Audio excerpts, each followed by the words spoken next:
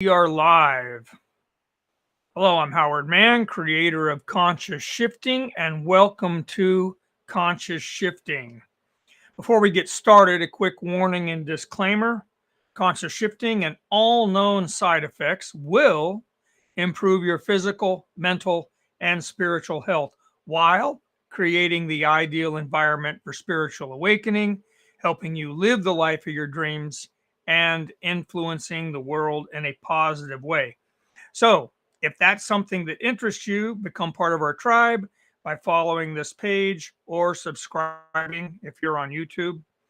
And then join us here Wednesday nights at 6 p.m. California time for Conscious Shifting.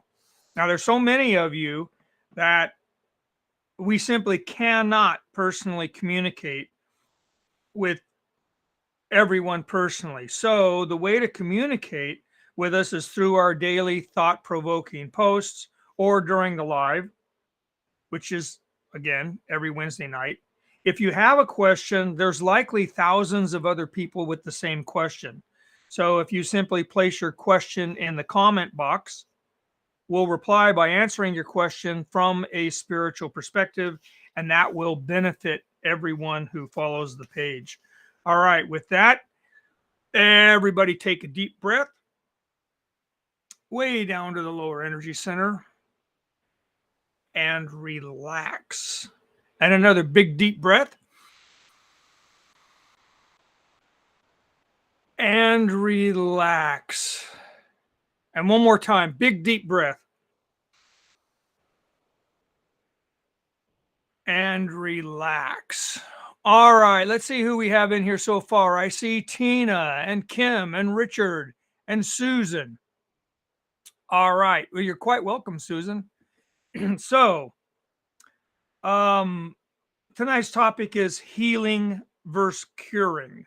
And for those of you who don't know, one of our tribe members passed last Saturday. Deanna has been with us for many years. Excuse me. And the last 2 years, she was battling pancreatic cancer. Now, she beat the cancer, but as is often the case with serious disease, exhausted her body in the process. So this live is dedicated to Deanna Hall Wheeler. There's a huge, hi Trey, how you doing? There's a huge difference between healing and curing, and most people confuse the two. Most people focus on the curing, and being cured means being disease free. And it's understandable that when people are sick that they would focus on the cure, but that's fear based, and fear is a spiritual distraction. Additionally, while focusing on the cure might seem natural, it's also an attachment to this physical world.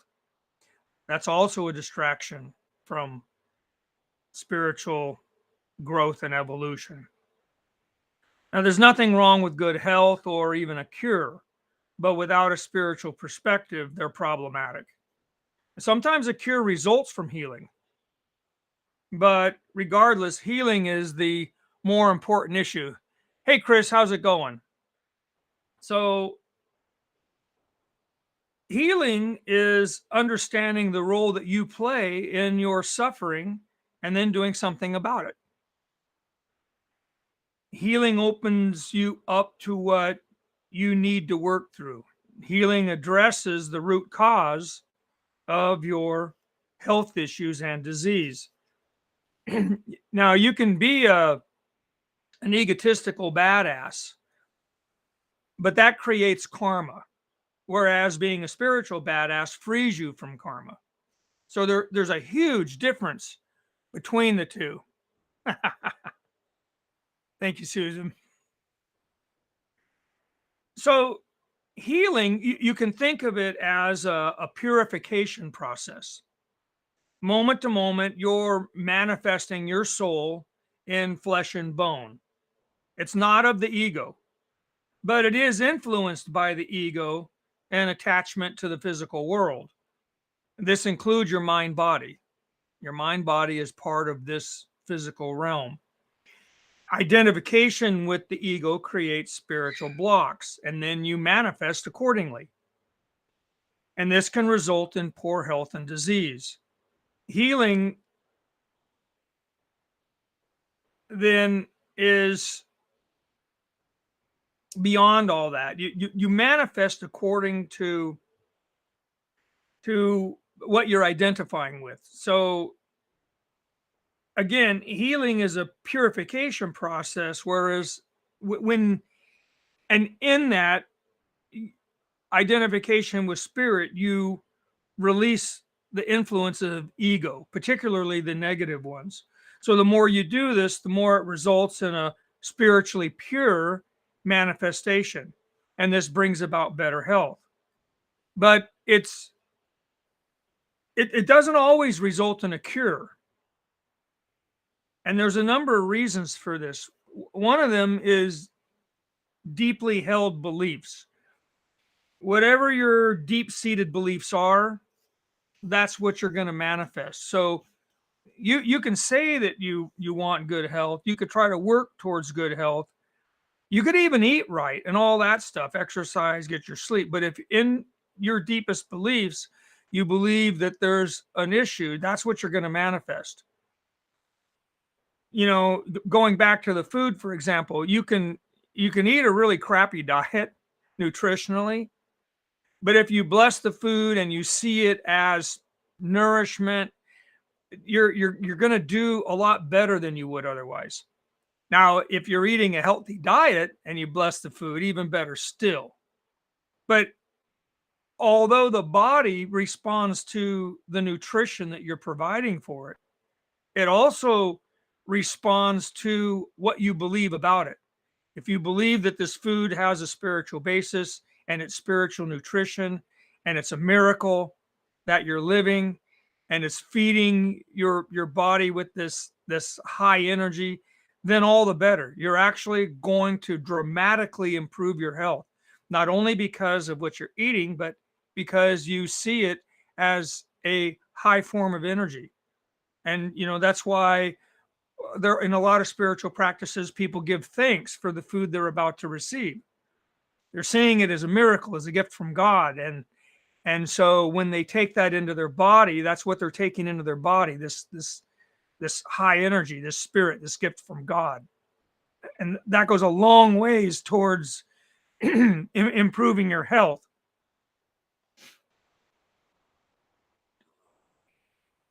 Hello for me, welcome. A lot of those messages, huh, Trey? Yes, and I'll talk a little bit about that, Susan. Hi, Katja. So that would be one thing, you know. One of the things is your deep beliefs that will sometimes prevent a cure, even though you're doing some healing work. Another one would be time. You have to remember that in the spiritual realm there is no time. So everything just is what it is, and everything's in a moment. If you make changes on a spiritual level, if you move into a higher level of consciousness, if you become more closely aligned with your spiritual essence, in an instant, that's going to be reflected in the spiritual world. But in the physical world, we deal with space and time. So, you know, you might be healed on a spiritual level, and the physical will always follow the spiritual, always. But with this time thing involved, you know, you have a journey that you come here to complete. And if there's not enough time in this incarnation for the cure to happen, even though you've healed spiritually, it won't happen. You'll run out of time before the physical has a chance to catch up to the spiritual, in other words. So the physical will always follow the spiritual, but the spiritual lags because of time. And sometimes that will interfere with the cure. Hi, Kathy. How you doing? Karma is another one. You know, we we, we speak about a spiritual journey, but that journey is very much intertwined with karma. So you can think of karma as accountability or consequence. If you eat a terrible diet, it's going to have an effect on your biology. If you don't get enough sleep, it's going to have effect on your physical and mental health. But there's other things that play into karma. All of the decisions that you make accumulate into this moment. All the decisions you've ever made. You you have karma from earlier in this lifetime that you've accumulated by being spiritually unconscious and doing things that brought harm to yourself or to other people. And as if that's not bad enough, you can have this karma. That's one thing you take with you. So if in past lifetimes you did some horrible stuff, that's going to carry over into this lifetime until that karma is dealt with. And the way we deal with that is through healing. So spiritual evolution, spirit raising into higher states of consciousness, is basically this healing that I'm talking about that will resolve the karma issue. And so if that's what's causing the disease, then the cure will come. But the most important thing is the healing part of it, because that is now we're talking about on a soul level. We're talking about future incarnations. We're talking about, and all of your timelines. That's another thing, when you talk about karma, it's in the physical realm. Yeah, time and space exist, but they're an illusion. So your consciousness, your soul, is actually living all of your timelines simultaneously. All of your timelines in this lifetime. And as if that's not enough, all of the timelines and all of your incarnations. So all of your lifetimes and all of your timelines and all of your lifetimes are all being lived right now. So all the karma from all of that continues to play into things until you do the inner work and the healing occurs. And only then will the karma be resolved, and then your physical health will reflect that. Another one would be the boomerang effect. Exactly, Trey. Another one would be levels of consciousness, because curing deals with states of matter, but healing is a matter of consciousness. Do you follow that? Curing's on a physical level. We break a bone and we get a cast, and the body calcifies the wound and heals it into one bone. So curing is on a physical level. You get diseases, you get over them. That's all on a physical level. Healing is on a spiritual level. It's a matter of consciousness. So levels of consciousness and their associated energetic fields determine the state of healing that you're in. They kind of go hand in hand. So you're going to experience things not just, and you can look at it kind of like karma or consequence, but it's a little bit different in that it's not the result of things that you've done. It's the result of the level of consciousness that you currently hold. So while it's a consequence, it's based on your level of consciousness, not in where you may have been, what you might have done previously. So it's a little bit different in that regard, but still has a direct bearing on how much healing can take place. Because in order for spiritual healing on high levels to happen, you have to be at that level of consciousness. Otherwise, it can't happen. It happens because of the level of consciousness, and it can't really be forced. Which brings me to an even more critical point in healing, and that is spiritual reasons. So healing, that provides opportunity for spiritual work. It's really what it is. They're kind of the same thing. And each of us, again, we have this journey that we're on, and it's not right to interfere with somebody's journey. So, this idea that we can heal people is kind of like saying we know better than spirit, and that our little ego self can become almighty and heal people, change their level of consciousness for them. And that's just not the case. But that doesn't mean that you shouldn't help where you can and how you can. Take Diana, for example. Diana's first diagnosis, whatever it was, 2, 3 years ago, was brutal. But, she told me that she was diagnosed with pancreatic cancer. I knew that she had more spiritual work to do. I knew that she wasn't done here. I knew that. And there was things that she needed to do before she moved on. And I told her so during several lives when it came up. She's been with us for years.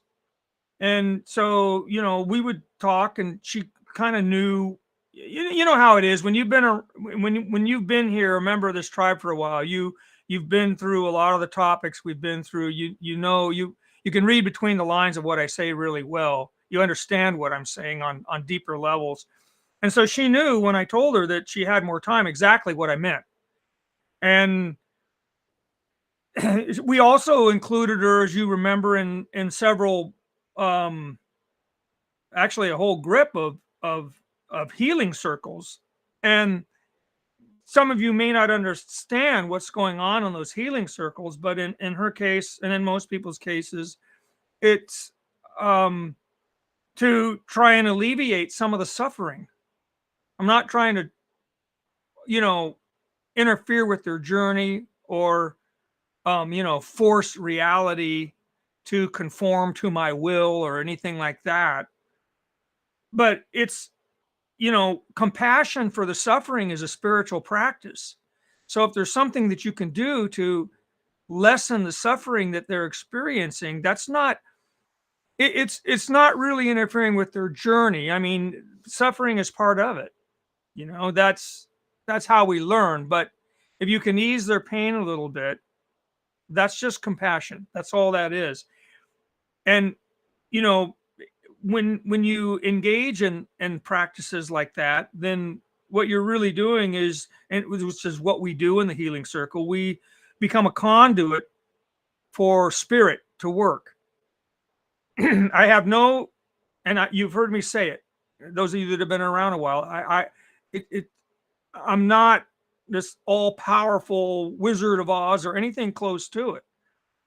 It's just being a conduit or a channel for spirit. That's all. And so in Deanna's case, it was giving her more time so that she could work on her spiritual advancement. That's a spiritual reason for healing to take place. And that's why it worked. So that's the proper use of healing. And that's in the proper perspective. It's not to interfere with someone's journey. I didn't charge for it. We don't charge for it. We never have, never will. But I knew that at the same time, I also knew, and she could tell that I knew, that it was only for a while.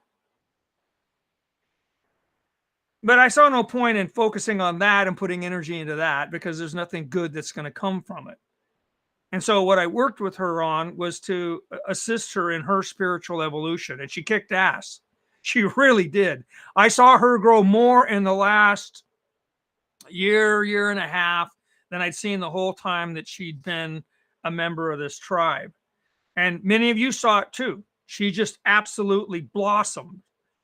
And that's what spiritual work and spiritual healing look like. That's an up close and very real life example of what it is and how it works. It's not woo-woo at all. You saw it firsthand. So we'll see her, excuse me.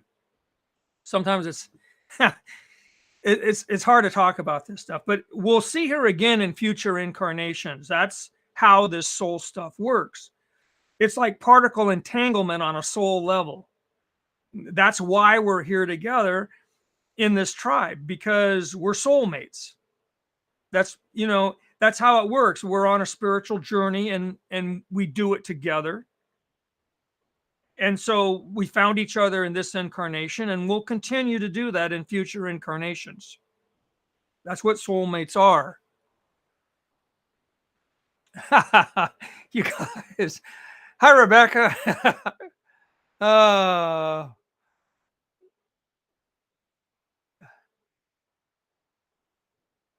yeah, it's tough. It's always tough. The body comes with emotions. And so, it's not about denying or suppressing them. It's just not, it's just not to be attached to them or to mistake them for who you are. They're just a sensation of the body. And we experience these things as pain. That's how we experience them.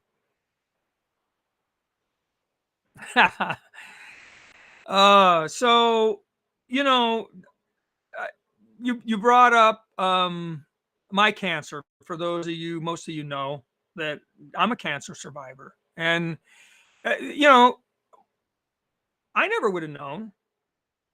Man, I don't go to the doctor. I don't get physicals. I don't get vaccines. I mean, I have lately. I've got a few, but my age and because of the cancer. But spirit whispered in my ear. I don't know any other way to explain it. Oh, oh, you're more than welcome, Michelle. You're more than welcome. And if you want to stick around for the healing circle, we're going to do something a little bit different tonight too. So that was a really bizarre thing. The only way I can describe it is that spirit whispered in my ear, because I called up the medical center here in Borrego where I live, and I just out of the blue, I don't do this. And I said, I want to schedule a physical. I want the doctor to run the gauntlet, all the blood work, test for everything, especially that PSA thing, which is for a man that's gives you a baseline on your prostate functioning. And men, if you live long enough, you're going to get prostate cancer. That's what all that specialists say. So you want to start, if you don't have any family history, still by the age of 50, which I was, 10 years past that, you want to start getting this PSA, and then you watch it and you see if it goes up from your, on your annual physical. And if it does, then it tells you something's going on and it's early detection. So in my case, everything was perfect, but the PSA was off the charts. First one I ever had. And so, one thing led to another, and they ended up doing a biopsy, and sure enough, I had cancer. And it just, the stars lined up for me though. Sometimes this is the way it works. So it was detected very early, and I saw all these specialists, and I decided on having the prostate surgically removed because my age and how long they thought I might live and my health, I was a good candidate to go through the surgery and take it well. And they were pretty confident that the cancer was confined to the prostate. So, fast forward, they're scheduling this thing for like 6 months down the road. And I'm like, oh, hell no. I'm not going into next year with this hanging over my head. Isn't there anything sooner? But, they have to have this whole team of specialists. It's radical prostatectomy. It's all done robotically. And it's they have to have the room with the robot and the surgery room with the robot. And there's like 20 something people in there, all specialists that all have to. So anyway, the doctor checked and it was available December 23rd. That's why I spent Christmas 2 years ago in the hospital, because otherwise it would have been April, May, something like that. And again, the stars lined up for me, because by April, May, we were in full blown COVID and a lot of things were getting delayed. So they take the prostate out and they send it down to the lab, and it comes back. We knew it was cancer because they'd done a biopsy, but when they take it out of you, they have access to the whole thing, and they start slicing it up. They look inside of it, and they said that the cancer was far more aggressive than what the original biopsy showed, and that there were 2 places where it was ready to break out of the prostate. So had I not went and got the physical when I did, had I not immediately jumped into all these appointments with specialists, had I not pushed them to schedule the thing sooner, and had I not had it surgically removed, my whole body would have been full of this stuff. So it was just a lot of stars lining up for me. And what I can tell you is that, Spirit was guiding me the whole way. And that, again, just like with Deanna, she was given time to get spiritual affairs in order. That's the way it rolled for me. There were things that I was still meant to do here, and that's why the healing occurred. I'm working on my 3rd book since that operation, and the 3rd book deals with this stuff, this curing versus healing. But that's how it works. It's when healings happen, they happen for spiritual reasons. That's why they happen. It has nothing to do with anything else. Nothing. She did, and I'm going to bring that up. And Rebecca's confirming that this kind of stuff, that's how it happens. Cures are what they are, and sometimes those happen, and sometimes they happen as a result of healing, but not always. But the important thing is the healing, and when that happens, it's on a spiritual level, and it's so that, and there's spiritual reasons involved. And normally, when somebody's granted more time, it's because there's something else they need to do. Just like you saw Diana blossom spiritually. I've written these books. I mean, sometimes there's things we need to do, and Spirit performs a healing so that it can be done. Healing is allowing Spirit to purify and balance your energy. Your life force then sometimes returns to a healthy state. And through identification with ego and attachment to the physical world, your energy becomes dull and dark. So this is how we get into these unbalanced states, and that's what leads to ill health and disease. And healing reverses that. It's different than curing because it operates on a spiritual level and gets to the root of the problem, not so much the symptoms. Not really concerned with the cure. In fact, when you get overly focused on the cure, you're paying a spiritual price for that, because that's an attraction to this physical world. And not that you shouldn't try to be healthy and do all the things that you can to give yourself as much time as possible to get as much spiritual work done as you can while you're here, but not because you're attached to the body. That yes, it's your temple while you're here, but not that you worship the body, not that you worship the physical world. Just like your material possessions, there's not a problem with money, but there is if you worship it. And if you go the other way, and you focus on the spiritual, you'll be provided with everything you need and more. There's not a problem with that. The healing with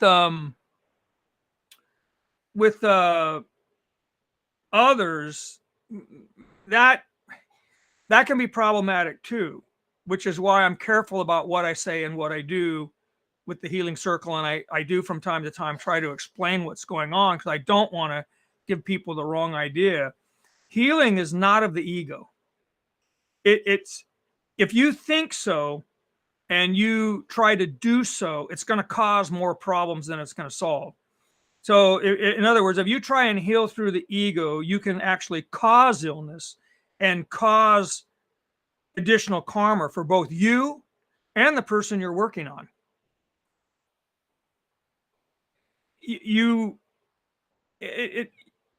And by the ego, I mean, like, I'm this magical healer. I got these magical powers. I can do this stuff. You're going to get yourself into trouble. You're going to make yourself sick, and you're going to bring karma onto yourself. because you're screwing with higher realities.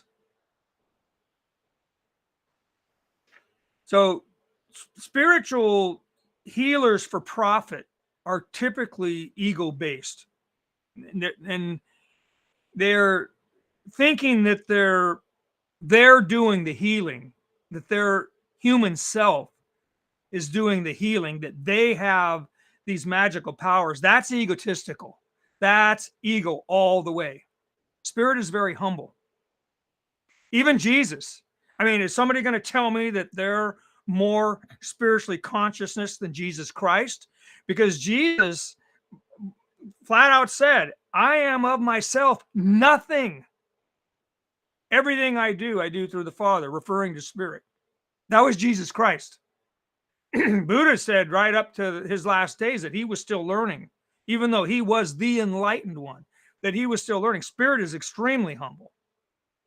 So when you start, talking about, I know everything, I can do everything, I got these magical powers because I reached this level of consciousness and this kind of stuff. Yeah, you're in your ego big time. And that's missing the point that all healing is done by spirit for spiritual reasons. We can be a conduit. We can be a doorway for spirit to come into this world. But, we're not going to one up spirit, and it's foolish to try. Thank you, Tina. That's right. Jesus, you see that Jesus never charged, and that's the thing. And I'm not necessarily knocking everyone that charges, but the vast majority of them are all ego based.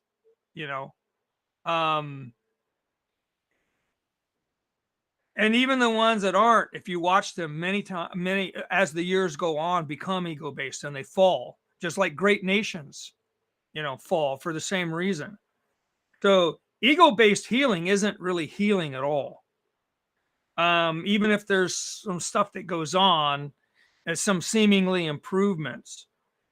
And I'm not necessarily talking about medicine. I'm talking about healing here, not the curing part of it, the healing.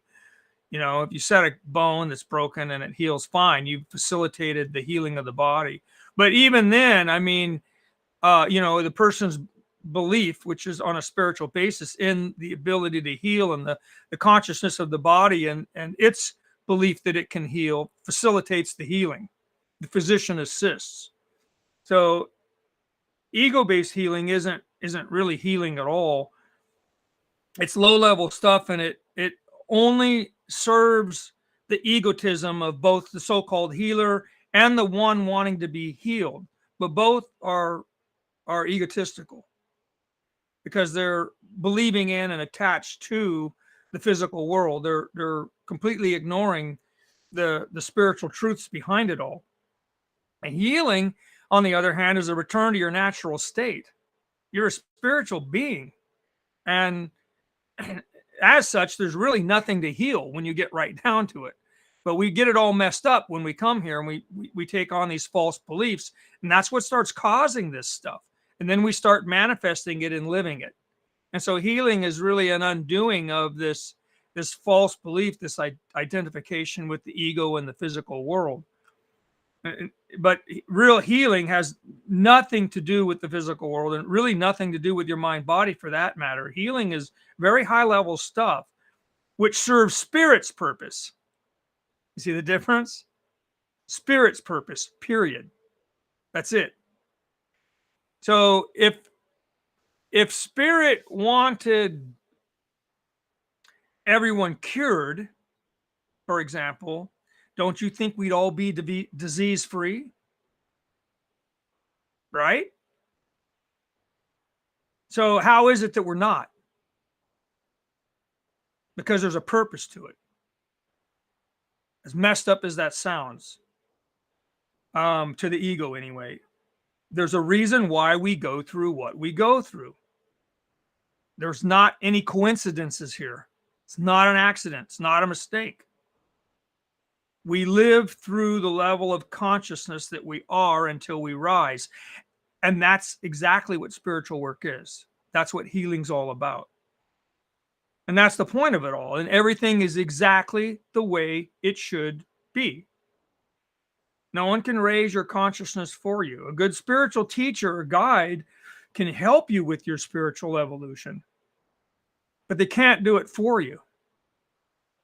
Healing is a spiritual process that occurs for spiritual reasons.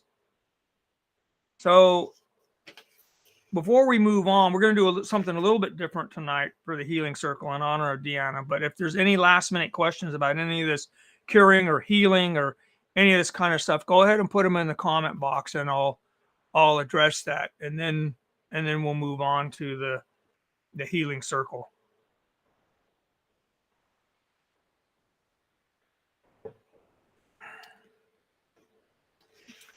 I'll give you about a minute, but those are some things to understand about it. So there's, healing is what we should be focused on. Sometimes that results in a cure and sometimes it doesn't. And I talked briefly about some of the reasons why the cure may not happen, but it's more important to do the healing. That's the important part of it. And that's what I always try and work with people to help assist them in that, because that's big stuff. That's high level stuff. That's how you evolve spiritually. That's how you return to your true essence. And that's for all time. A cure, okay, yeah, it's good, but it's not on the soul level. Just like a band-aid on the body. It's not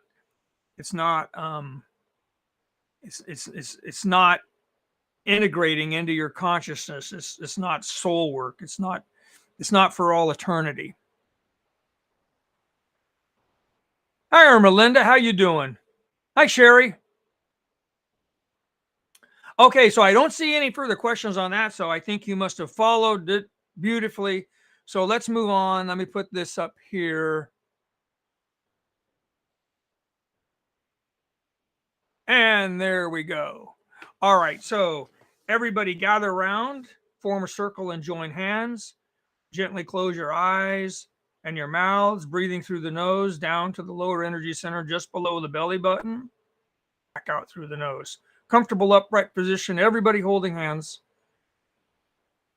Form a circle. That's it. And another deep breath down to that lower energy center. And then exhale back out through the nose. Another deep breath down to the belly button. And then exhale out through the nose. Just settle into the relaxation. And I wanted to take this time to honor Deanna. So she's here with us. You can visualize her in the center of the healing circle. And what I wanted to say about her was that she went out on her terms, not on cancer's terms. And that's huge. That is focusing on the healing rather than the curing. That is focusing on the spiritual rather than the physical. She transcended this life, this incarnation, doing her happy dance. And even though she was going through the cancer ordeal and in discomfort, she brought comfort and hope to others. She was truly inspiring. She, as Deanna would put it, she was the cancer dancer.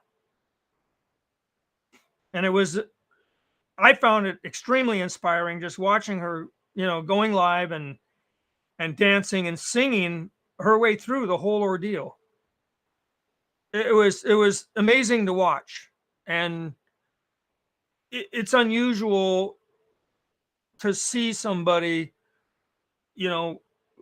grow as much as she did in the couple of years that all this was going on. It was really beautiful to see. That's how you do it. That's how you do it. And she was a spiritual warrior, and she kicked cancer's butt. And then she laid down her sword. So Deanna will always be with us, but we honor her tonight. And she's sending her love, and she says she's doing great, that she's at peace and okay with what's went on, and wants to thank everybody for all we do. And she's asking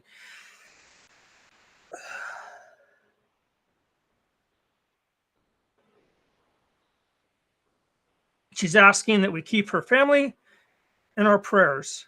And so let's just take a moment to reflect on Deanna, and you can communicate with her spiritually as you see fit, and then we'll close up.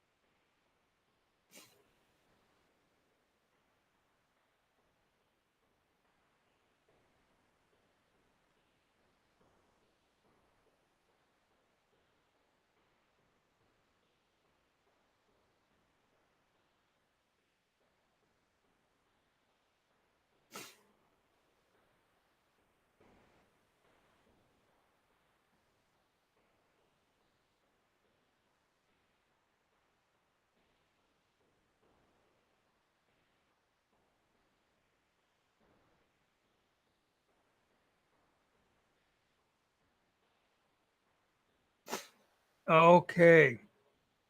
So we are soulmates. We all found ourselves in this incarnation, and we will continue to do that on our spiritual journey. Again, it's like particle entanglement, but on a soul level.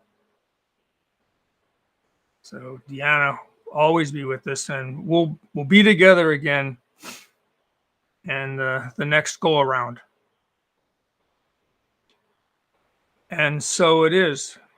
All right, slowly open your eyes.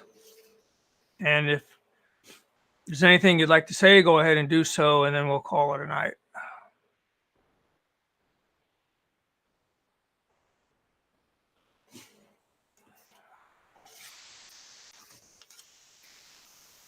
Thank you, Rebecca.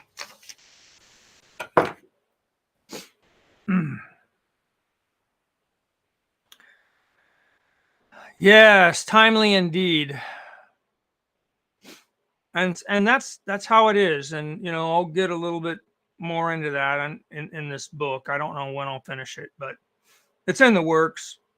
And it deals with awakening spirit. It deals with healing versus curing.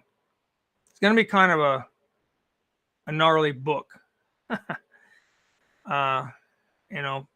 Probably a little more out there than the first two, but all important stuff, all good stuff. Thank you, everybody. Right on, Susan. Right on. So Kim's reminding everybody to drink a big glass of water, stay hydrated after this energy stuff. Thank you, Denise. All right, everybody. So awesome, Richard. Indeed. So with that, I honor the God within you, and remember, until the next time, the only way to bring about the greater good is to be the greater good. Good night.